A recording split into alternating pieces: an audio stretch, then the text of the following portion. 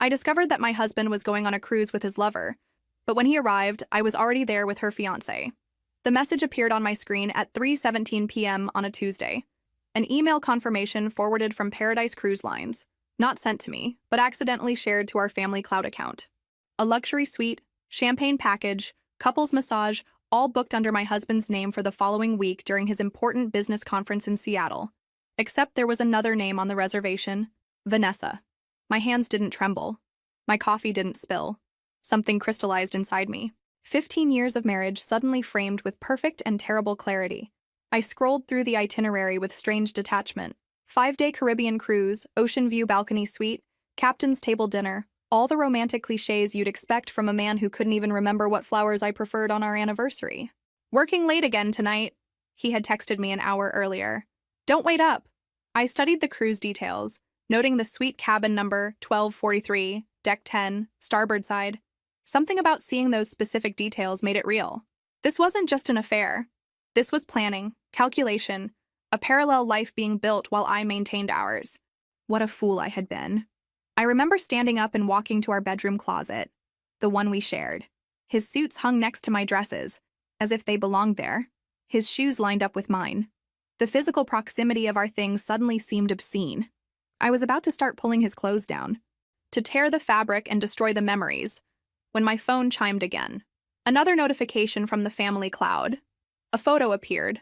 A woman, young, blonde, perfect teeth, posing in front of a mirror wearing lingerie that still had price tags hanging from it. The caption read, "Can't wait for you to take this off on our trip." Counting the days. I recognized her. Vanessa, the new customer service director at my husband's company, the one he had insisted on inviting to our Christmas party last December, the one who had looked at me with something like pity while accepting a glass of wine in my home. What stopped me from destroying his things wasn't restraint. It was a random memory. A conversation I'd overheard at a charity gala 3 months ago. Vanessa discussing loudly her engagement to some tech entrepreneur, showing off a flashy diamond ring, talking about her upcoming June wedding. I sat on the edge of our bed, phone still in hand, and did something I'd never done before. I searched her name on social media. Her profile was public, filled with hashtags about being blessed and future wife, and there he was, her fiancé, tagged in dozens of photos. Bradley, handsome in his polished Silicon Valley way. His own profile full of startup success stories and motivational quotes. One recent post caught my attention. "Heading on a solo trip before the wedding madness. Time to clear my head and come back ready to start forever with a Vanessa." The cruise dates matched exactly. A strange calm came over me, the kind that arrives when the universe delivers something so perfectly synchronized it feels like destiny. I opened my laptop and navigated to Paradise Cruise Line's deck plans. Cabin availability. My credit card was already in my hand. 20 minutes later, I had my own confirmation email. Single cabin 1245, right next to their love nest. The symmetry was too perfect to ignore. I took a deep breath and did the only rational thing a woman in my position could do. I found Bradley's business email through his company website and sent him a message. "Mr. Bradley, I believe we have something important to discuss regarding our respective partners and their upcoming Caribbean cruise. Would you be available for coffee tomorrow? It concerns your fiancée Vanessa and my husband, who have made plans I think you should know about." I attached the booking confirmation. I didn't cry. I didn't scream. I simply waited, watching the little dots that indicated he was reading my message. Typing, stopping, typing again. His response came 3 minutes later. Where and when? The next morning, I sat at a corner table in an upscale downtown cafe watching the door. I recognized him immediately. Taller in person, with that confident stride of someone accustomed to commanding rooms. His eyes found mine across the space. Recognition, understanding, the look of someone whose world was also shattering. He sat across from me. No handshake, no introduction needed. "Show me everything," he said quietly. And I did.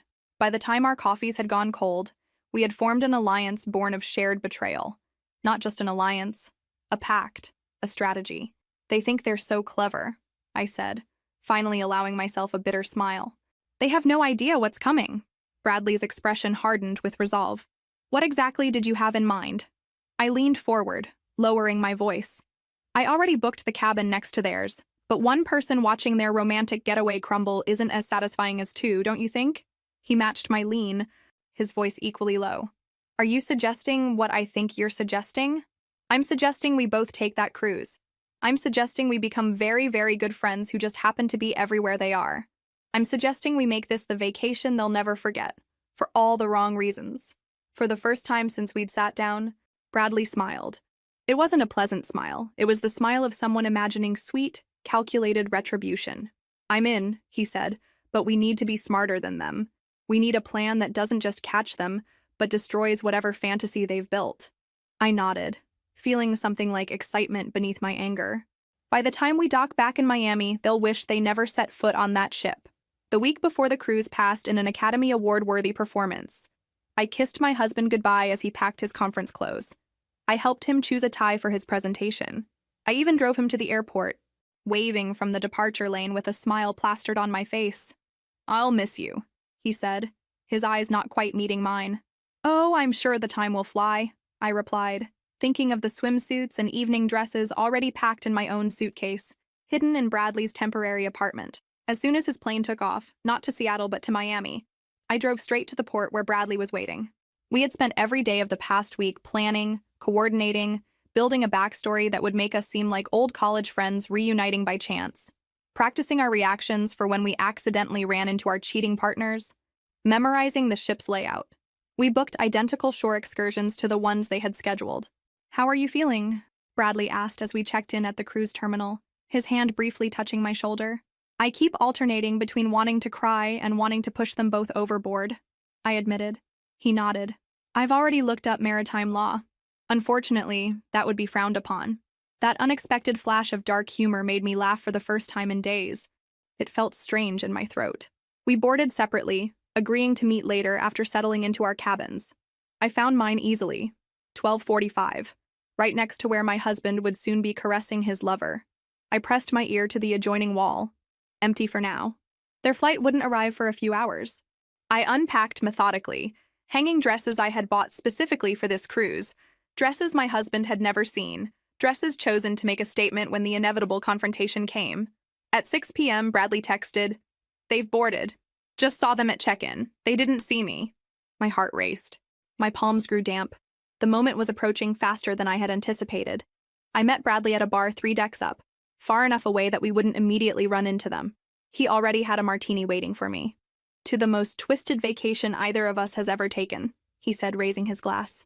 I clinked mine against his. "May we survive with our dignity, if not our marriages." My marriage ended before it began, apparently. His voice had the same hollow quality I'd felt in my chest for days. We shared our stories then, filling in the blanks of our relationships. Bradley had met Vanessa at a tech conference 2 years ago. They had gotten engaged quickly. Too quickly, he realized now.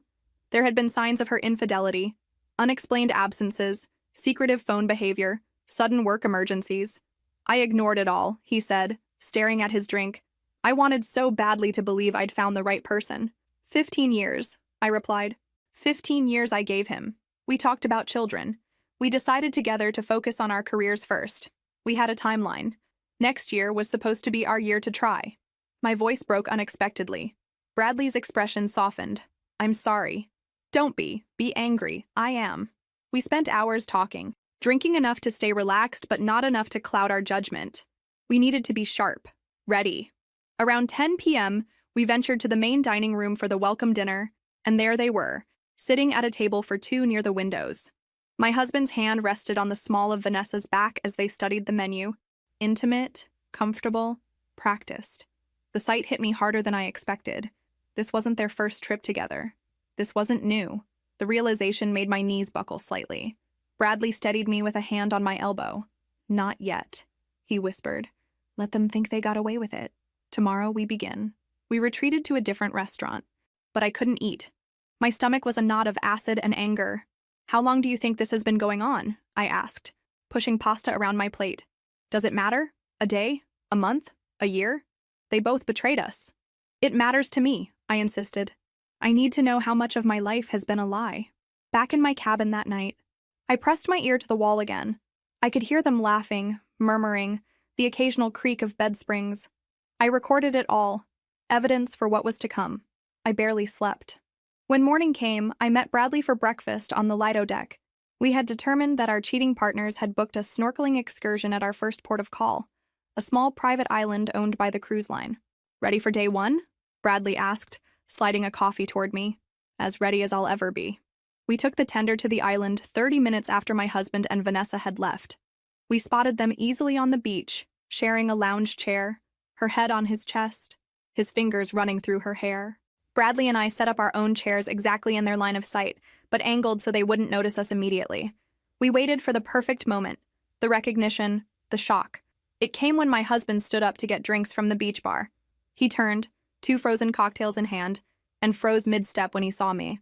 The drinks tilted, blue liquid splashing over his hands. I gave a little wave, as casual as if we were running into each other at a grocery store. His face went pale so quickly I thought he might faint. He stood paralyzed, unable to move toward me or back to Vanessa, who was still scrolling through her phone obliviously. I adjusted my new swimsuit, a daring red piece I never would have chosen before, and walked directly toward him. "What a coincidence," I said, loud enough for nearby sunbathers to hear. "How lucky to run into you here. The weather looks different than I remembered from Seattle." He opened and closed his mouth, speechless. Over his shoulder, I saw Vanessa look up, confusion crossing her face, then horror as she spotted Bradley approaching behind me. "What? How?" my husband finally managed. "Your lover should be more careful about sharing your itinerary on the family cloud account," I said pleasantly. "Oh, and you should meet my friend Bradley. I think he already knows your girlfriend." I turned to Vanessa, whose face had turned the color of sour milk. "That engagement ring looks beautiful in the sunlight. Does your fiancé know you're engaged, or is that just a detail you've overlooked while planning your romantic getaway?" People were watching us now, openly staring at the drama unfolding on the perfect white sand. "This isn't what it looks like," my husband finally said, the most cliched phrase possible. "Really?" I looked pointedly at the 2 blue drinks, then Vanessa's shocked face, then back at him. "Because it looks exactly like you're on a cruise with your lover while telling your wife you're at a business conference in Seattle." Bradley stepped forward, addressing Vanessa directly. "We've booked all the same shore excursions as you. Isn't that a wonderful coincidence? We'll have lots of quality time together on this trip." And that was just the beginning. The first day of 5, the foundation of what would become the most unbearable vacation for 2 people who thought they had gotten away with betrayal. I knew then that I had given this man everything. My youth, my trust, my unconditional support through career changes and family losses. I had been there through it all, believing we were building something meaningful together. And all the while, he had been building a separate life, a life that didn't include me. I gave them one last smile. "Enjoy your drinks. The cruise is just beginning." That night, Bradley and I regrouped in my cabin, analyzing the day's confrontation and fine-tuning our strategy for the days ahead. The initial shock had provided satisfaction, but it wasn't enough. Nowhere near enough for the depth of their betrayal. "They're rattled," Bradley observed, pacing the small confines of my room. I intercepted Vanessa trying to change their dinner reservations and shore excursions. I nodded, scrolling through the ship's app on my tablet. "They won't get far. I've befriended 3 crew members who keep me updated on any changes they try to make." This was no longer a spontaneous reaction. During that week of planning, I had been methodical in ways I never knew I could be. What my husband didn't know, I had photographed all his office documents before leaving home. I had downloaded his text message history through our phone plan's backup service. I had contacted our bank and flagged large expenses from the past year, creating a perfect timeline of his affair through hotel charges and gift purchases. What Vanessa didn't know, Bradley had been equally thorough, gathering screenshots of suspicious messages, tracking her location history, and most damaging of all, documenting how she had been diverting funds from their startup's investors to finance luxury purchases. "Tomorrow is the formal dinner," I said, studying the schedule. "They'll expect us to make a scene." Bradley stopped pacing. "So we don't. We do the opposite." "Exactly." I smiled, feeling a cold clarity. "We'll be charming, friendly even. We'll invite them to join our table. We'll talk casually about psychological warfare." Bradley nodded appreciatively. The anticipation of confrontation is often worse than the confrontation itself. I stood and walked to my suitcase, pulling out a sealed envelope. "I've been saving this for the right moment. Now I think I know when to use it." Inside were photos, security camera images from the ship showing my husband and Vanessa on previous cruises, dates, timestamps, proof of a pattern going back 18 months. The head of security had been surprisingly helpful after I explained my situation and offered a generous consulting fee. "How did you get these?" Bradley asked, impressed. Let's just say when your husband brags about always booking the same cruise line for business trips, it creates a traceable pattern. I laid the photos chronologically. 8 cruises in 18 months. Always with her. Always during what he claimed were conferences or client meetings. Bradley whistled softly. That's not a romance. That's a second relationship. Exactly. And tomorrow night, I want them both to understand that we know everything. Not just this cruise. Everything. We stayed up past midnight, planning every interaction, every casual encounter for the remaining days. We were no longer improvising. This was choreographed retribution. The next morning brought another shore excursion, a tour of ancient ruins at our first port of call. As planned, Bradley and I arrived just as my husband and Vanessa were boarding the tour bus. The color drained from their faces when they saw us. I smiled brightly and took the seat directly behind them. Good morning. Sleep well? Vanessa stared straight ahead, rigid with tension. My husband attempted a weak smile. Look, we can talk privately. Oh, we'll have plenty of time to talk, I assured him.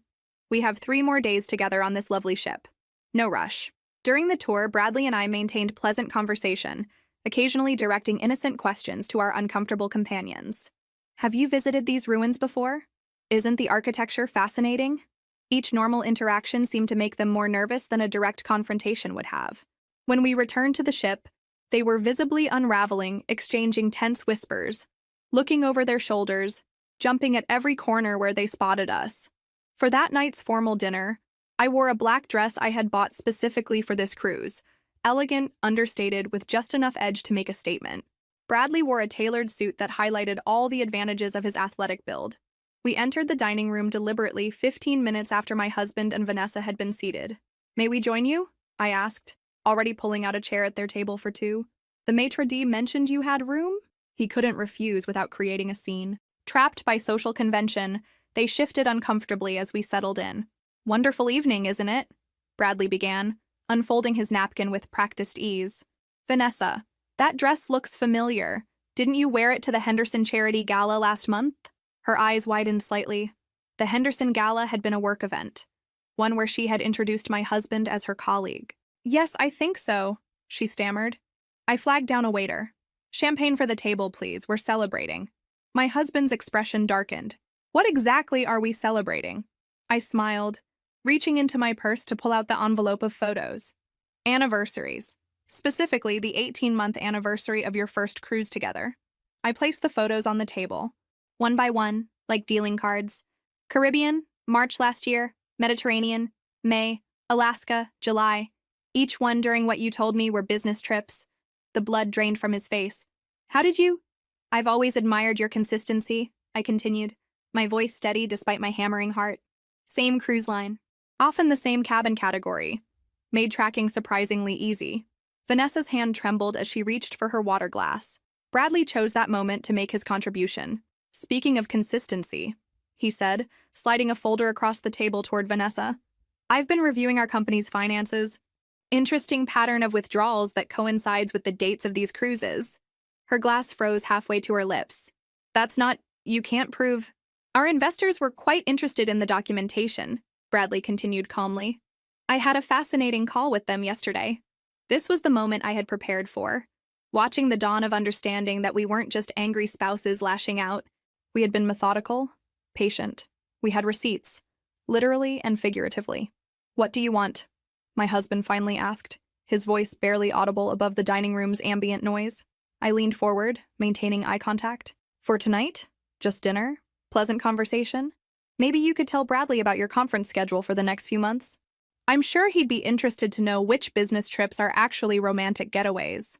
They sat frozen, trapped by their own web of lies, as the waiter arrived with champagne. I raised my glass. To truth. It always surfaces eventually. During dinner, we maintained cordial conversation, periodically dropping details that confirmed how thoroughly we had investigated their affair. Each revelation fell like a precise incision, small cuts that accumulated into significant damage.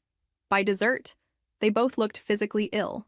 When we finally stood to leave, I left a room keycard on the table. For your convenience, I explained. It's for the cabin adjacent to yours. We've been taking turns listening through the wall. The soundproofing is surprisingly poor. My husband's face contorted with the understanding that even their most intimate moments had been compromised. As Bradley and I walked away, he whispered. That was masterful.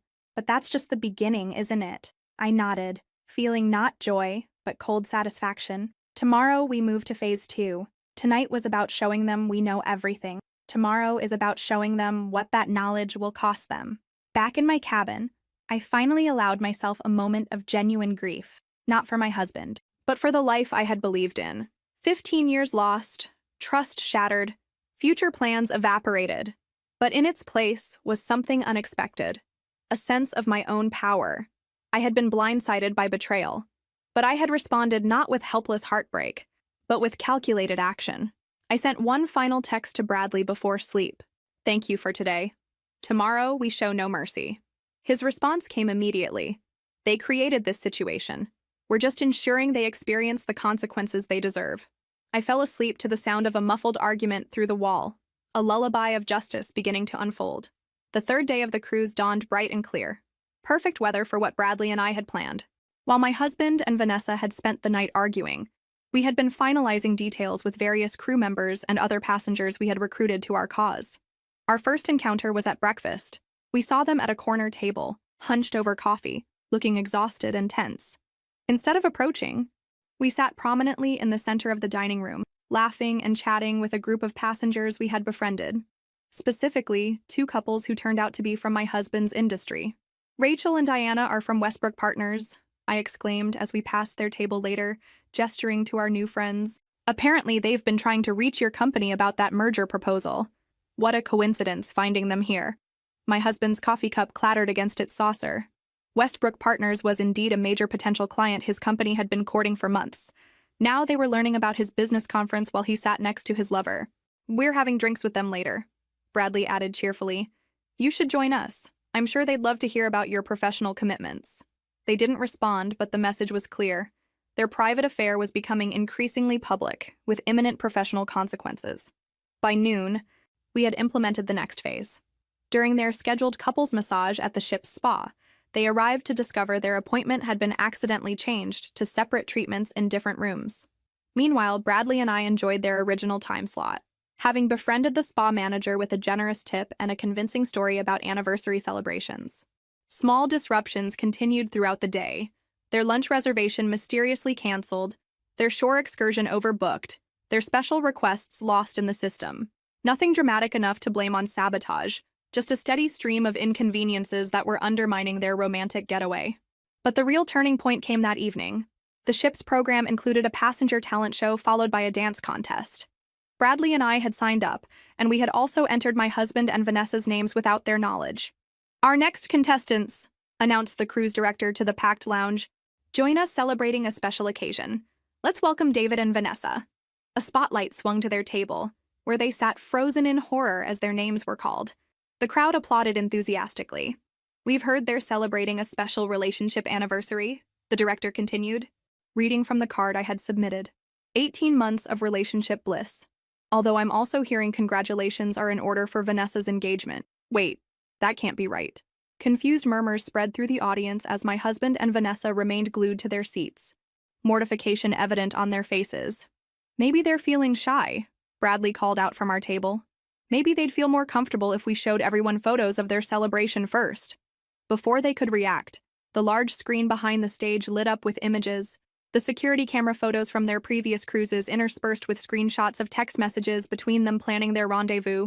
I had carefully edited out anything explicitly incriminating, leaving enough context for the audience to piece together the situation.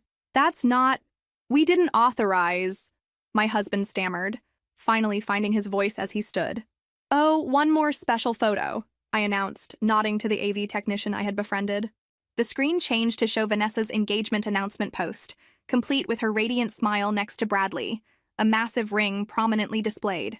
The date stamp was unmistakable, 6 months into her affair with my husband. The room fell silent as understanding gripped the audience. Then came the whispers, the sideways glances, the judgment. They had avoided this by conducting their affair on anonymous cruises where no one knew them. I think that's our cue, Bradley said, standing and offering me his hand. We should show them how it's done. We took to the dance floor for the competition, performing a tango we had practiced during our planning week. Every dramatic turn and dip was executed with precision. our eyes meeting in a performance of connection that drew enthusiastic applause. When we finished, I saw my husband and Vanessa slip out of the lounge, heads down, unable to face the room full of strangers who now knew their secret. We followed at a distance, watching them argue in a secluded corner of the deck.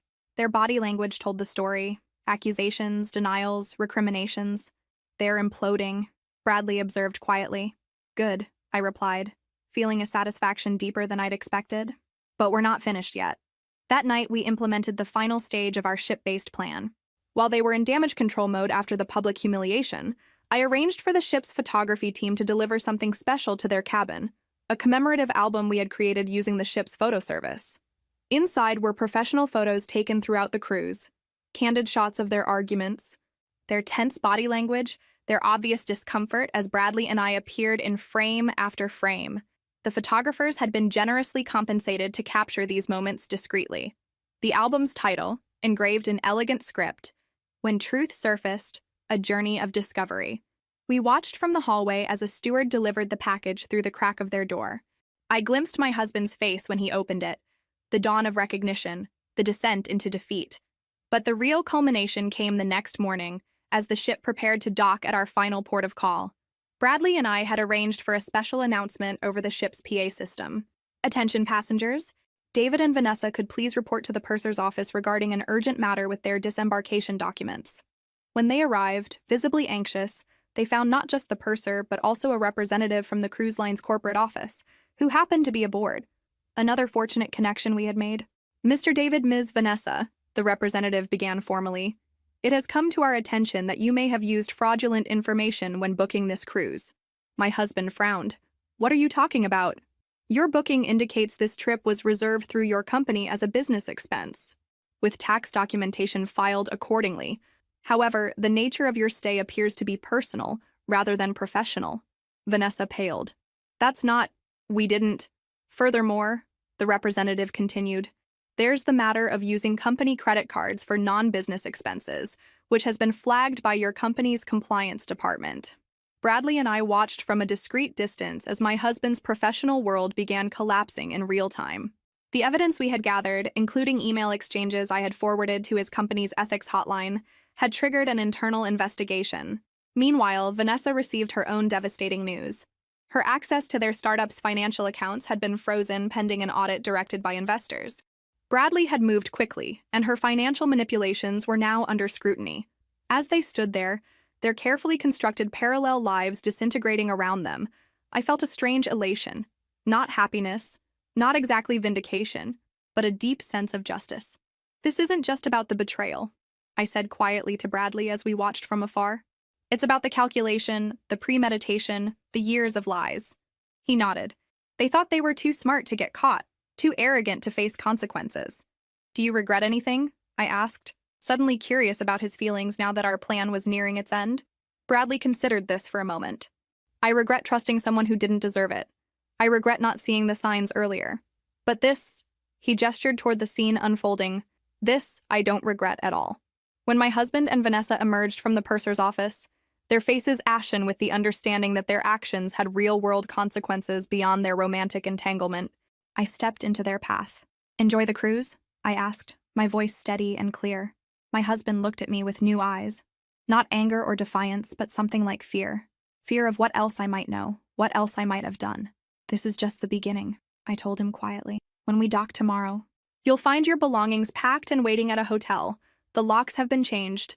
Divorce papers are with my lawyer, and every member of our family and social circle has received a detailed account of how and why our marriage ended." I turned to Vanessa. "As for you, I wonder if your wedding vendors will refund your deposits. Bradley tells me he's been quite thorough in his communications with them." She flinched as if I had slapped her. "The thing about betrayal," I continued, addressing both of them, "is that it shows who people really are. You both showed me exactly who you are. I'm just making sure everyone else sees it too." With that, Bradley and I walked away, leaving them standing in shock in our wake. That night, our final night on the ship, we dined at the captain's table. The reservation originally made for my husband and Vanessa, now transferred to us through the connections we had cultivated. "To new beginnings," Bradley proposed, raising his glass. I clinked mine against his, feeling lighter than I had in years. And to truth, no matter how painful, always setting you free. 6 months after that fateful cruise, I stood on a different deck, this one belonging to my new waterfront condo. The ocean stretched before me, infinite and uncertain, like my future. But for the first time in a long while, that uncertainty felt exhilarating, rather than terrifying. The divorce had been finalized with surprising speed. My husband, faced with the mountain of evidence I had gathered and the professional embarrassment already unfolding, hadn't contested any of my terms. His affair had cost him more than just his marriage. The ethics investigation at his company had resulted in a demotion and professional censure. The cruise line had also banned him from future bookings after determining he had indeed committed fraud with his business expense claims. As for Vanessa, her story had unraveled even more dramatically. The financial irregularities Bradley had uncovered were just the tip of the iceberg. Once investors began looking closely at their startup's books, they found a pattern of embezzlement that led to criminal charges. Her wedding, needless to say, never materialized, though the canceled vendor contracts and non-refundable deposits had created a financial burden that compounded her legal troubles. I sipped my morning coffee, watching seagulls wheel against the clear blue sky. My phone chimed with a text from Bradley. Just landed. Still on for lunch? Our relationship had evolved in unexpected ways since the cruise. Not romantically. We were both too scarred for that leap, but into something equally valuable. A genuine friendship forged in the crucible of shared betrayal and recovery. We had stayed in contact through the aftermath, supporting each other through divorce proceedings, legal complications, and the emotional turbulence of rebuilding our lives. He had relocated to open a new office of his now thriving company in my coastal city, a business decision that had coincided with my own relocation after the divorce. "See you at the Pier restaurant at 1, I texted back as I prepared for our lunch. I reflected on how differently things had turned out from what either of us had expected when we boarded that cruise 6 months earlier, consumed with anger and betrayal. Neither of us had imagined emerging stronger, or finding a genuine connection with each other. The Pier restaurant was busy when I arrived, but Bradley had secured our usual table on the patio. He stood when he saw me, his smile genuine. "The Tokyo deal closed," he announced as I sat down. "The investors are thrilled. Congratulations." I raised my water glass in a mock toast. Not bad for someone whose fiancé tried to sink his company. He laughed, a sound that had become more frequent as the months passed. "Speaking of sinking, did you hear anything about our favorite couple?" I shook my head. "Not directly, but Caroline mentioned seeing David at a conference last month. Apparently he's lost weight and looks haunted." Caroline, my former neighbor, had stayed firmly in my corner during the divorce. "Vanessa's plea agreement was finalized," Bradley replied. "Probation, restitution, and community service. Her parents had to mortgage their house for her legal fees. We exchanged these updates not with malice, but with the detached interest of people who had moved beyond the need for revenge. Satisfaction had faded into something more valuable: indifference. Our meal arrived and conversation shifted to our current lives. My new consulting business, his expansion plans, the charity gala we would both attend next weekend. "I've been meaning to ask," Bradley said as we finished dessert. "That cruise line sent me a promotional email yesterday. Caribbean itinerary, special offer for holiday travel." I raised an eyebrow. "Planning another revenge cruise so soon?"